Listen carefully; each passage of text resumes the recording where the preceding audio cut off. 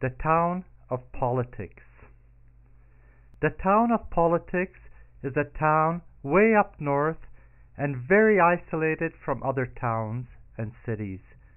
It has a community of a few dozen families. Many families are large, and cousins and uncles and grandparents all live close together. The main families in the town are the Americans, called Yanks or Gringos, the Chinese, called the Chinks, the Euros, and the Arabs are both made up of distant relatives who don't get along too well. The Swiss are liked by the others and are always invited, and they are always on time whenever invited. The Africans are never invited by the others and are always late. The churches always invite themselves and never want to leave. Because of that, the churches are homeless, despite being in the real estate business. The Americans were immigrants who did very well. The Banks family had a money store they called the bank. At one time, they used pieces of gold for money, but then they ran out of gold and printed IOU notes called dollars on paper. They printed on the paper, "In God we trust," which actually meant, "You must pay cash." The Americans were once the owners of the biggest retail store in the town, until they sold it to the Chinese, who developed it into a shopping center. The Americans became the wealthiest and the most powerful family in politics. They lived extravagantly in an enclosed estate. Many accused them of having links to the mafia. They had a reputation of fighting with their neighbors. Three brothers made most of the decisions for the Americans. They were called the Wing brothers: right wing, left wing, and center wing. Righty was too afraid to try anything new and shut his eyes at the first sign of danger. Lefty was daring and tried everything there was to try, refusing to listen to any warning sounds. Center wing was very fat and weighed more than righty and lefty put together. He was very unsure of himself and did whatever the loudest one told him to do without saying a word. The Banks got very close to the churches, who were trusted and left alone to do whatever they wanted to do. So the Banks also did whatever they wanted to do, which was to make more money, so they printed more IOUs. The Euros next door had a reputation of fighting amongst themselves.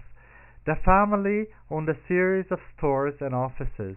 The kids were very clever and excelled in music, but tended to fight with each other. No wonder, as the parents, Mr. German and Mrs. France, violently argued a lot, especially about their children, and about Jew and his family, who moved in a long time ago. Mr. German pressured Jew to move out, while Mrs. France was more accommodating. The Arabians across the street were owners of the gas station. The Americans were by far their best customers and were allowed to pay with credit.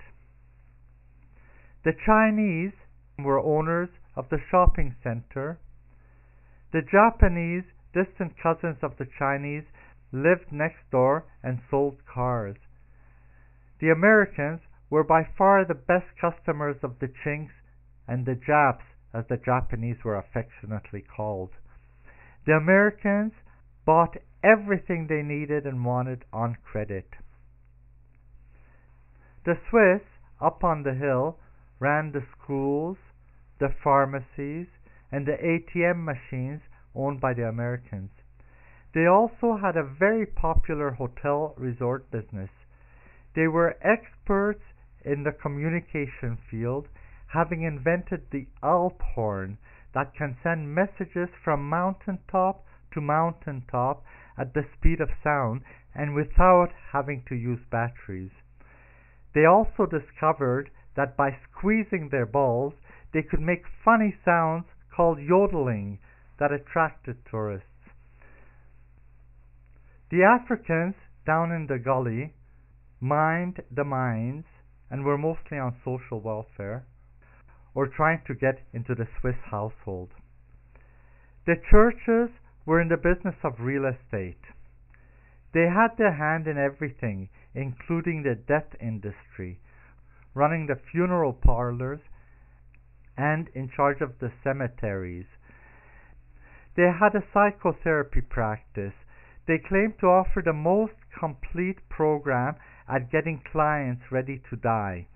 From cradle to grave and beyond was their logo. There were 3 sisters who ran the business: Miss Catholic, Mrs. Muslim, and Ms. Jew. Miss Catholic specialized in repentance and self-punishment. Mrs. Muslim was the specialist in submission. And Miss Jew was the specialist in survival. They didn't much like each other because they were very vain and very sensitive to criticism, and each could not help but criticize the others. One day, Mr. Jew was accused by Mr. German of being a thief and was evicted from his apartment. Threatened if he stayed, Mr. Jew returned to the house he was raised up in as a child. He was saddened and surprised to see that it had been taken over by his cousin Palestine and that he had allowed the house to go to ruin. The house had broken windows and leaky roofs. Palestine was at first very happy to see Jew move in, especially that he had fixed the windows and roof and renovated the entire house. But when Jew invited the rest of his family to move in, Mr. Palestine reminded Jew that he had bought the house from Mr. Jew's father when Jew was still a child, and that the house was actually his. Mr. Jew eventually moved out with his family and rented a flat by Mr. German. Jew and Palestine continuously fought, trying to evict each other. Because Jew had very good connections with the American family, Jew eventually managed to push Palestine out. Then Jew built a wall around himself, just like the Euros did before him, and the Chinks even earlier. Palestine set up his tent and vowed to stay and fight till he gets his house back. The next door neighbor, Arab, was so appalled that he threw a stone and broke the biggest window of America's mansion.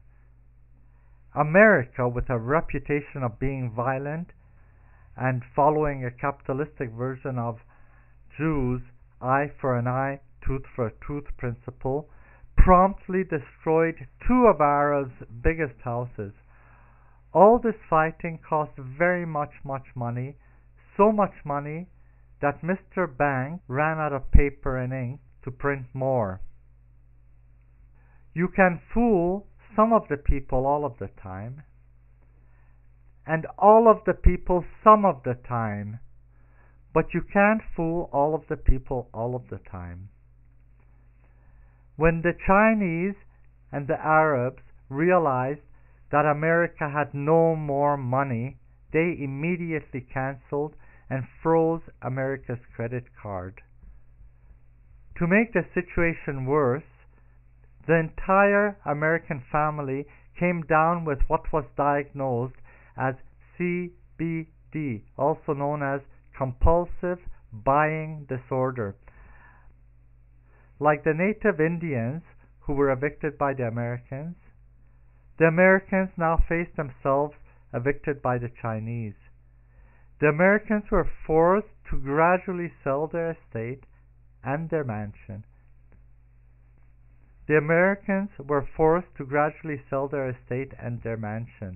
At first, the garden shed, then the garage, the car, the bedrooms, and before they knew it, they had sold their entire mansion. Some members of the Chinese remembered the abuse and unfair treatment they received from the Americans when working for them, but they showed compassion to their new tenants. For most members of the American family, their situation improved. Mr. Bank, the one who ran the money-making business, lost his job. The lucrative money-making business of printing money quietly changed hands. Mr. China took over all responsibility and saw to it that the transition was as transparent and as painless as it could be. One day, America's mansion started to leak.